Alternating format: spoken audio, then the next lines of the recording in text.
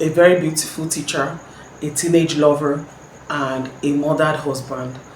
This story sounds more like a fairy tale movie, but is a true life story that really happened in May of 1990 in Derry, New Hampshire, in United States of America. This story was one of the first stories that were televised.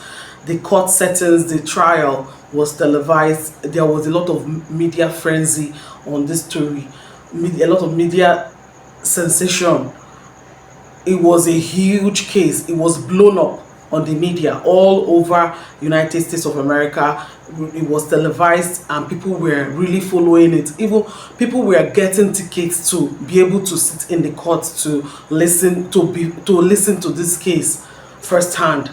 So it was a very big, it was a very massive case then. When this trial started in 1991. So today we are going to take a deep dive into the story of Pamela Smart.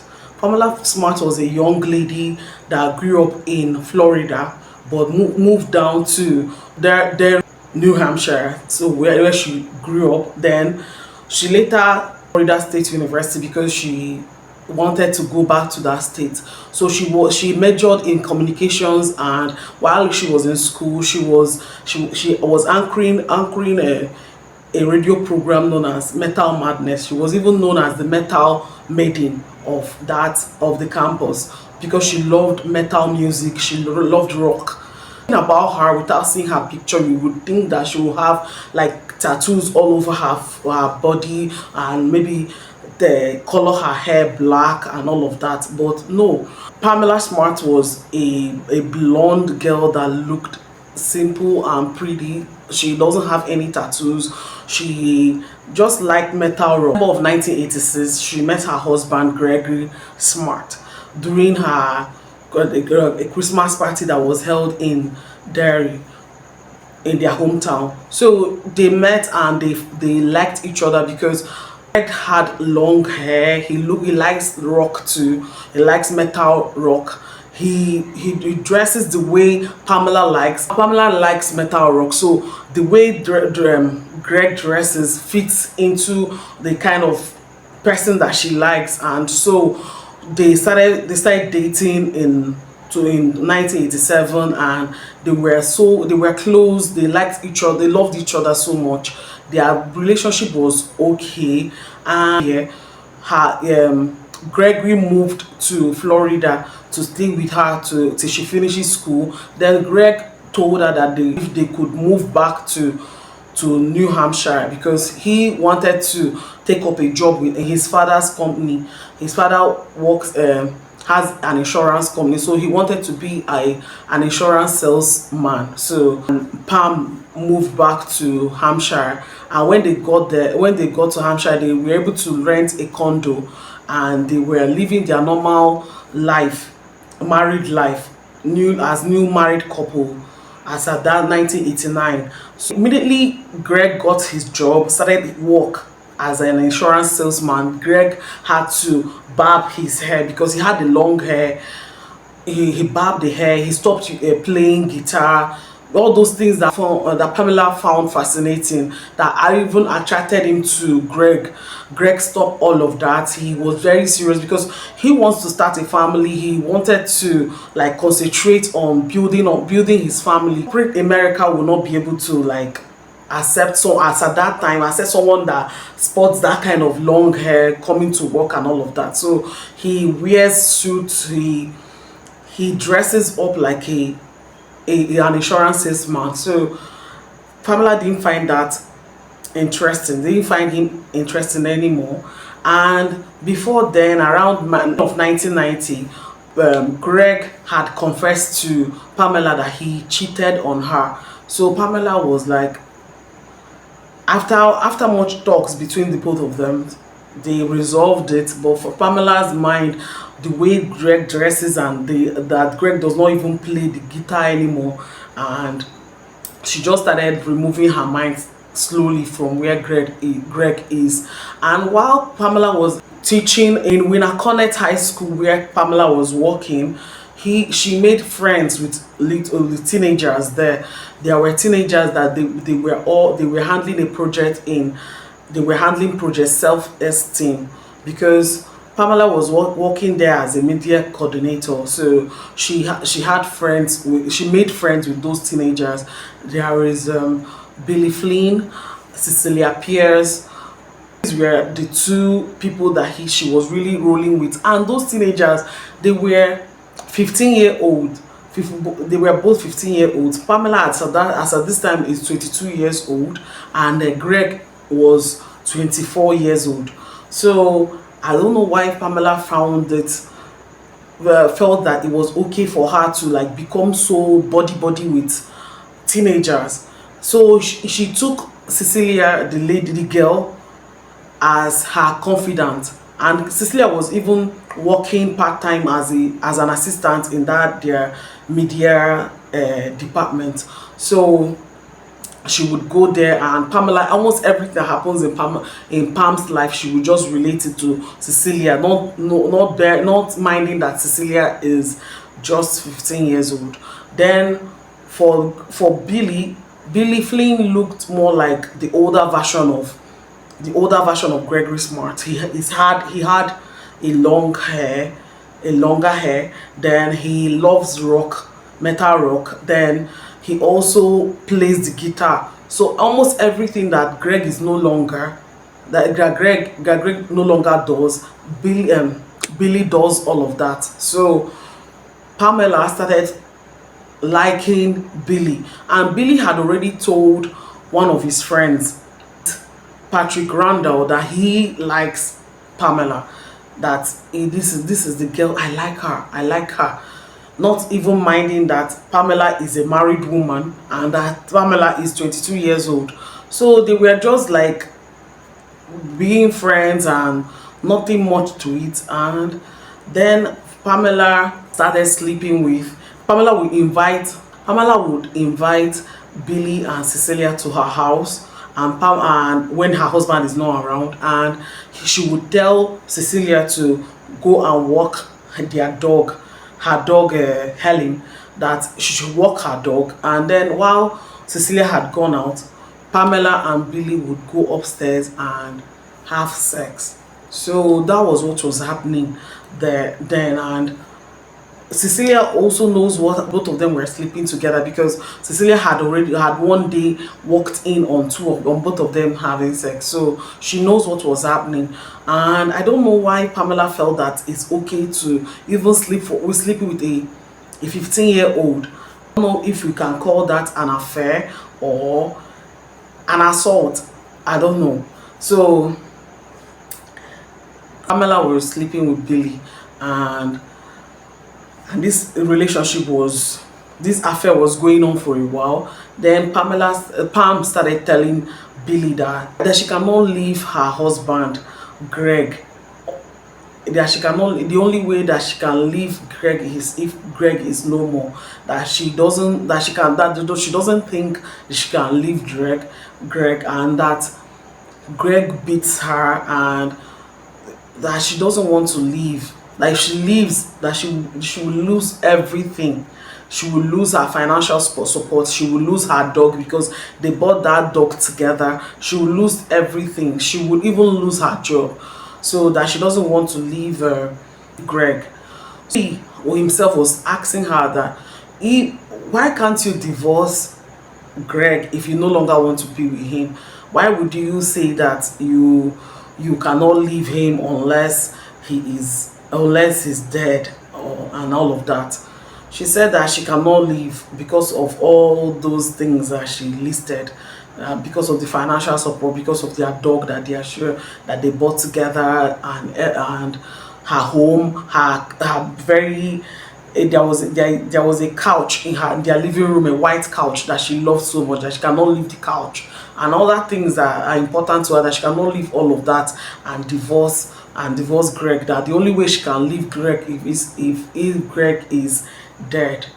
And Billy started getting ideas in his head that maybe the only way he can continue seeing Pamela, because Pamela started withholding sex from Billy, and every time you should be telling Billy that they cannot be together as long as Greg is still there, all of that, and all this and all that. And Billy doesn't know what to do. He started getting ideas that, okay, the only way to be able to have Pamela full time is if Greg is no more.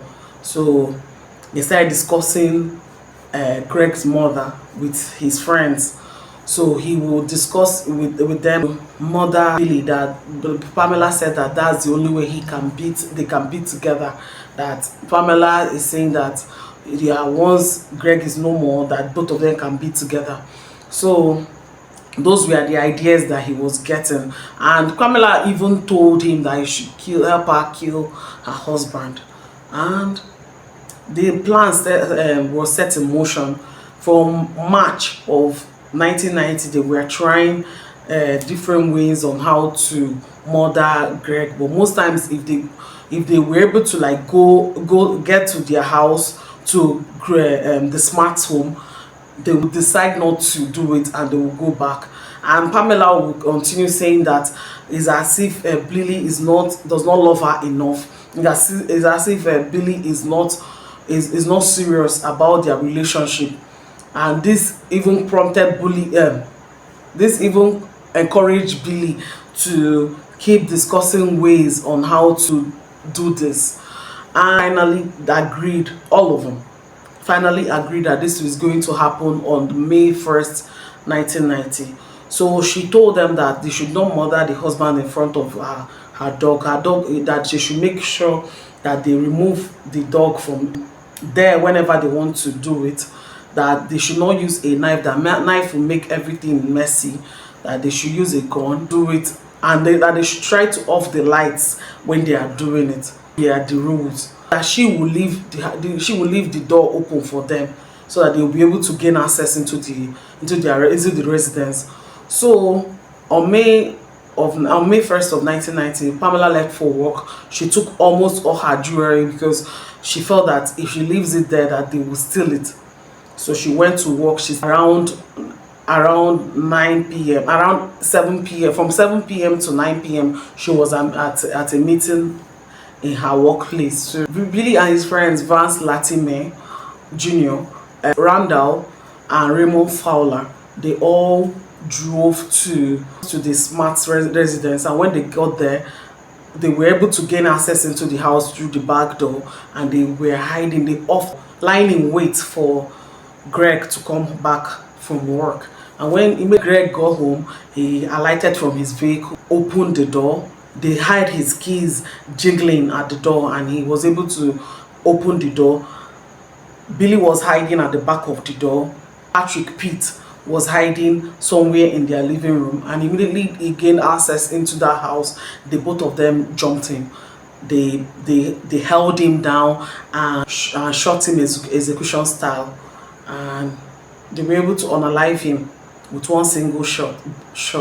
Ransacked the house and tried to stage it as a robbery, as a burglary, and then they left and got back into the car. Even the people in the car were Vance Latimer and Raymond Fowler. So they got into the car and drove off. When Pamela got home, she opened the door and found her husband lying on the floor. She found out that the pouch light, because the pouch light is usually on whenever the husband is at home, the pouch light was off. Then so she touched him, and and tried to wake him, and he was not waking up. So she ran out from the house and started shouting, and the neighbors came around and tried to resuscitate the husband. And the neighbors came around and tried to gain access into the house. She was shouting that they should not go, that maybe somebody is still inside their house, maybe the thief is still there. So the neighbors ran back to their homes to call 911. And when the police came around, they searched everywhere. There was no burglar there, there was no thief there. So they found that gone. So they started investigating, and Pamela was Pamela told them that she got, when she got home, that she just saw that her husband was lying down and there was a candlestick close to her husband's head. So she felt that maybe her husband hit his head on something and fell down. So that was why she ran out to call on the neighbors. So the police started investigating. They found out that Greg was still wearing his diamond wedding ring. His wallet, there was cash inside it and none was taken. The whole thing looked staged. There was no signs of breaking in on any of the windows or the doors. Everywhere seemed intact and okay. So the whole things that they scattered, and the police felt that it was staged because they didn't really look like something that a burglar would do. And there are no burglars in that dairy of New Hampshire. That place, it was known as a very safe place. Robberies does not happen there. There have been it has been a very long time before. It has been a long time since they experienced robbery or even that. They don't experience that there. That's a very safe small town. So the police were confused. They were trying to investigate the whole thing, and the way Pamela was acting that day, instead of her to like step around the blood on the floor, she would step on the blood, and she was shouting, "Where is my dog?" He was asking about the dog even after they have brought out the dog and made sure that the dog is okay. She was still asking about her dog. She was more concerned about her dog than her husband. She was just not acting right the way a widow, a new widow should act, that you should be concerned about her husband. She was acting as if she was not concerned about her husband. And the next day, after that murder, she started granting interviews to she started going to the TV stations and granting interviews and about the murder and saying things that someone that is there present during the murder should only know. She would say things that sounds weird to a lot of people. So the police were already suspicious of her behaviors, but they didn't have any solid evidence to be able to like arrest her. So they were still investigating, and Pam was still going on her media rounds and talking. She would even leave the topic about her husband and be talking on how her dream, leave the topic about her husband's death, and be talking about her dream of becoming a reporter, the dream of becoming a news anchor and all of that. So she's very much concerned about her husband's murder. She was talking more of things about how to move forward and all of that. So people found it weird, and that was where police started being suspicious of her and trying to investigate her. Then students that were her friends, those students that committed those murders, we are not able to like keep their mouth shut. You know, children, they were just 15 years old. So in school they were talking about how they murdered Pamela's husband, and they were like gisting about it, and someone overheard and made a call to the police on May 14th, like 13 days after Greg's murder. So the person made a call on May 14th and told the police that that people are discussing about this, that called the names of the guy or of the boys that are in the murder and all of that, and also told the police that Pamela was aware, because those boys, as they were talking about it, they said that Pamela was aware, and they even talked about Pamela's relationship with Billy. So they said all of that in school, and people that overheard them were able to like alert the police, and the police started investigating and asking those people questions. And Vance Latimer's dad was able to check on his gun, and found out that his gun had been used and cleaned recently. That the gun has been used recently, because he had used this gun like some months back and he had not cleaned it. He left it where he packaged it and left it where he usually keeps his gun. But he found out that that gun has been used recently, and the gun was clean, and there was no speck of dust on that gun. So because there had been rumors of that Vance and Billy and their friends, their clique, were responsible for Greg's death, Vance's father was able to like report that gun to the police, brought the gun to the police station and showed them, and they were able to confirm that that was the gun that was used to commit that murder. So Vance Latimer Jr., Billy Finn, Lermont Fowler, and Pete Randall were all rounded up and arrested. So they were first arrested before they started talking and telling the police that Pamela was involved in the murder, that Pamela was even the main person. He was the person that made them do this, that he was the person that instigated the murder, he was the person that arranged for it. And Pamela was arrested in August.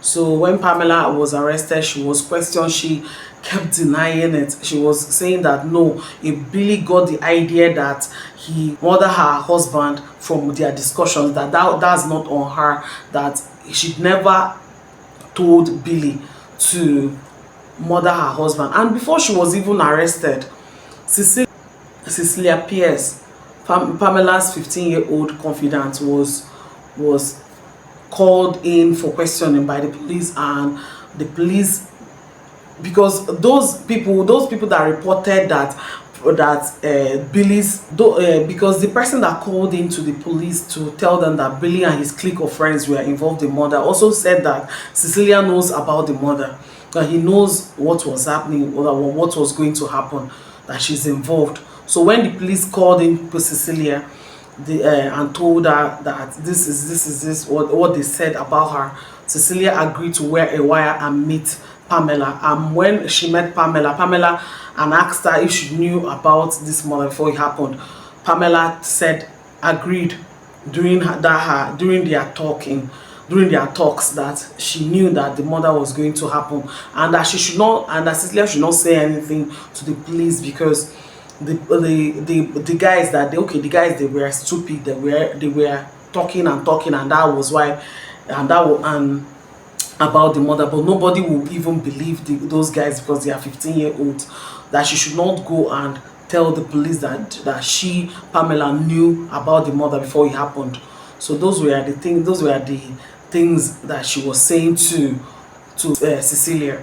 So, and the police heard it first time from her, and that was what really made them that was the main evidence that they had, and that was why she was arrested in August. And when she was arrested, she was interrogated, and she kept denying that she had nothing to do with the murder, and that if Billy and his friends committed that murder, that means that it was on them, not on her, that she never said something like that to Billy, and that she doesn't know what Billy is talking about.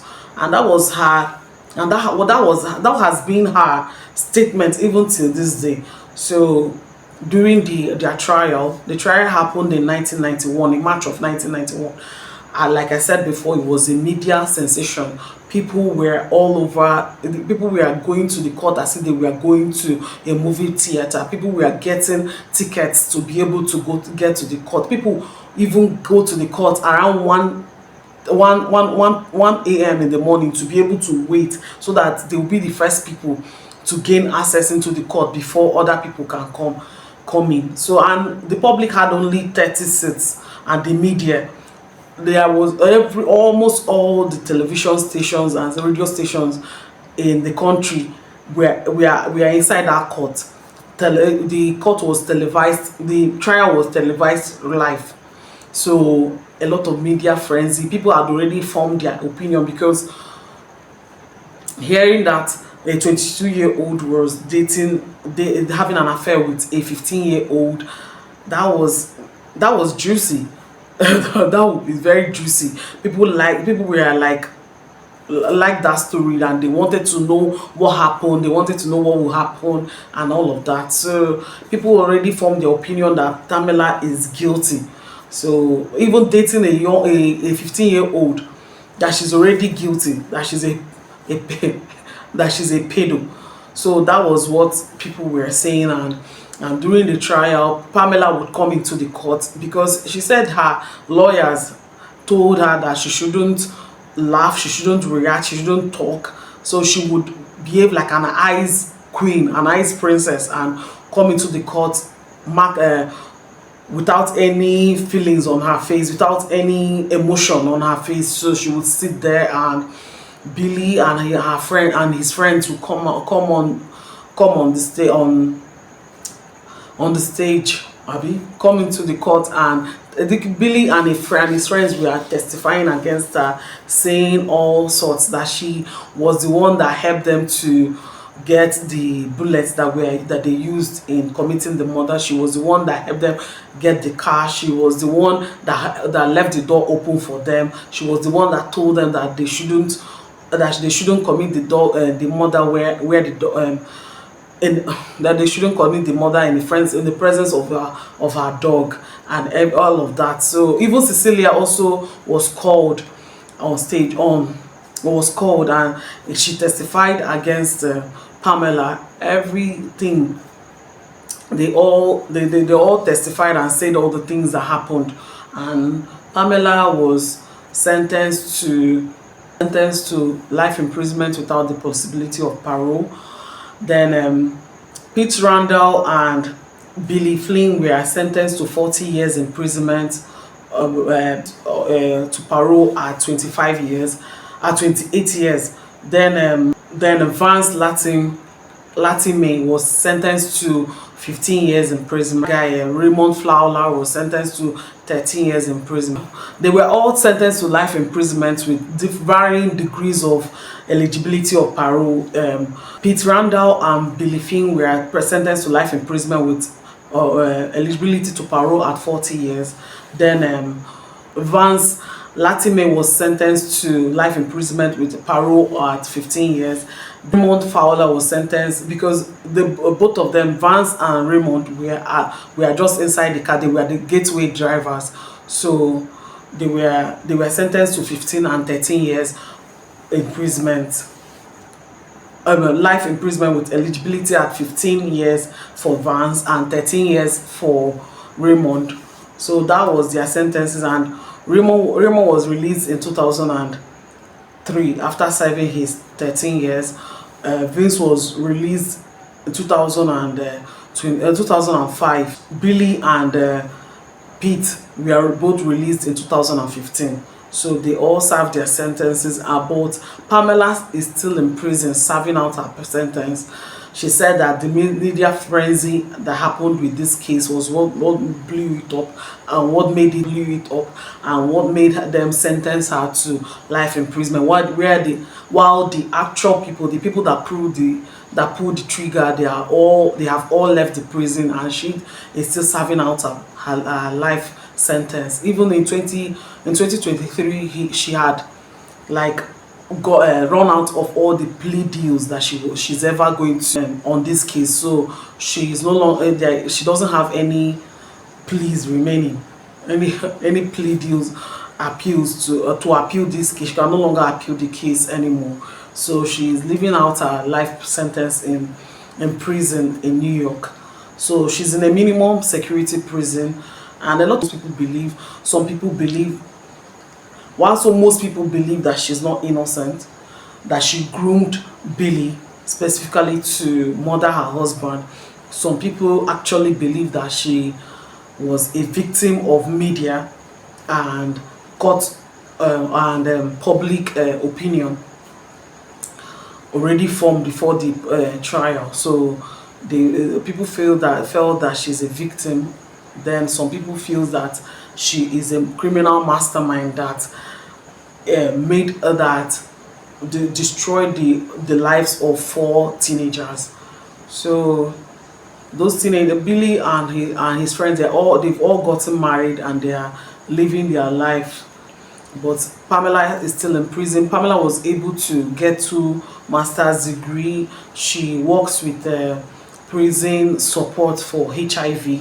She into 1995, while she was in prison, she was jumped by two inmates, and they beat her up, and her left eye socket was almost damaged. She had a plastic surgery that they had to remove the plate there and put in a plastic plate on on the left side of her face. So she had, but even her she was severely beaten, and even to this day she's on medication every day for the pain from that beating of 1995. And in 1996 she was graced by one of the correction officers in prison. In 1996, even her she was even her photos were posed, and she was the correction officer told her to pose for pictures, and the person snapped her and even released it to the press. It was pasted all over the media. So, and she was able to sue them, and she was paid some money. But that has been her life in prison, and she has been living it.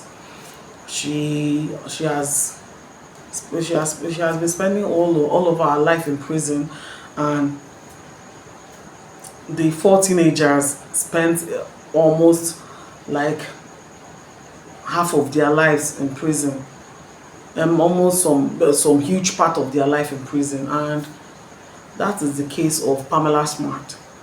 So if what are your thoughts? Please comment your thoughts on the comment section, and please try to subscribe, share, comment. Thank you very much for watching. On that being said, have a wonderful day. Bye.